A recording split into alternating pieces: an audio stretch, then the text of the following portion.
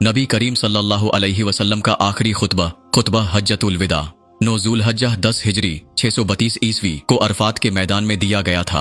ये खुतबा इस्लामी तालीमात का खुलासा है और इंसानियत के लिए एक अजीम मंशूर है। इस खुतबे के 15 अहम निकात दर्ज झील हैं। हुर्मत जान व माल, हर मुसलमान की जान, माल और इज्जत एक दूसरे पर वैसे ही हराम है जैसे हज के महीने में मुकद्दस शहर मक्का में और योम अरफा को हुर्मत हासिल है। सूद की मुमानियत, इस्लाम में सूद को मुकम्मल तौर पर खत्म कर दिया गया और सबसे पहले नबी करीम सल्लल्लाहु अलैहि वसल्लम ने अपने खानदान चचा अब्बास बिन अब्दुल मुत्तलिब के सूद को माफ करके उस पर अमल किया। खून के बदले खून, इंतकाम की मुमानियत, जाहलियत के कत्ल व गारत के तरीके खत्म कर दिए गए और सबसे पहले नबी करीम सल्लल्लाहु अलैहि वसल्लम ने अपने खानदान हजरत रबिया बिन हारिस के खून का बदले को मुआफ किया। शैतान के हरबों से बचाओ।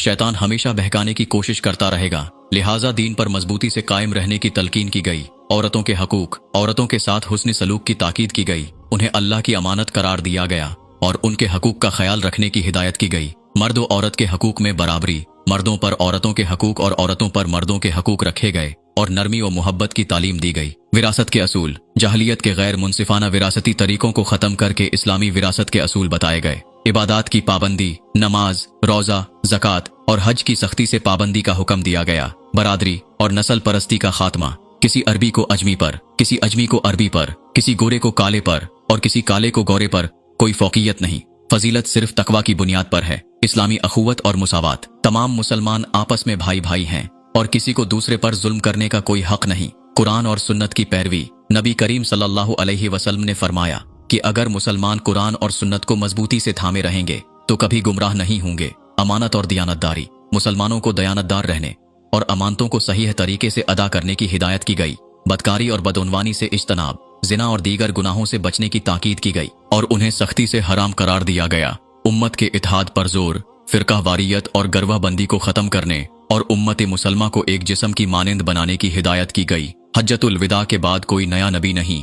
नबी करीम सल्लल्लाहु अलैहि वसल्लम ने फरमाया कि उनके बाद कोई नबी नहीं आएगा, इसलिए दीनी इस्लाम को मजबूती से थामे रखना होगा। आखिर में नबी करीम सल्लल्लाहु अलैहि वसल्लम ने फरमाया कि तुमसे मेरे मुतालिक पूछा जाएगा, तो बताओ तुम क्या कहोगे। सहाबा कराम ने अर्ज किया कि हम गवाही देते हैं कि आपने पैगाम पहुंचा दिया, अमानत अदा कर दी और खैर खाही फरमा दी। इस पर नबी करीम सल्लल्लाहु अलैहि वसल्लम ने फरमाया कि ए अल्लाह गवाह रहना, ए अल्लाह गवाह रहना, ए अल्लाह गवाह रहना। ये खुतबा इंसानियत के लिए एक मुकम्मल ज़ाब्ता हयात है जिस पर अमल करके दुनिया और आखिरत में कामयाबी हासिल की जा सकती है।